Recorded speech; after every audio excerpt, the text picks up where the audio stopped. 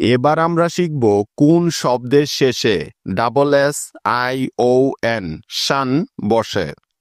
নিয়মটি হলো যেসব শব্দের শেষে ডাবল এস অথবা এমআইটি মিট থাকে ওইসব শব্দকে নাউন করার জন্য তাদের শেষে double S I O N sion যোগ করা হয়।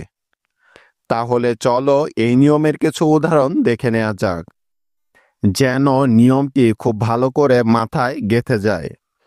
যেমন দেখো, এক্সপ্রেস থেকে এক্সপ্রেশন, প্রসেস থেকে প্রসেশন, সাকসেস থেকে সাকসেশন, ডিসকাস থেকে ডিসকাশন, অমিট থেকে অমিশন, অ্যাডমিট থেকে অ্যাডমিশন, পারমিট থেকে পারমিশন।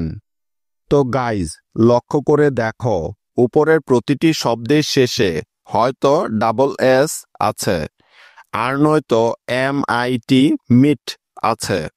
তাই এসব শব্দের শেষে double S I O N sion যুক্ত করা হয়েছে তাদেরকে নাউন করার জন্য।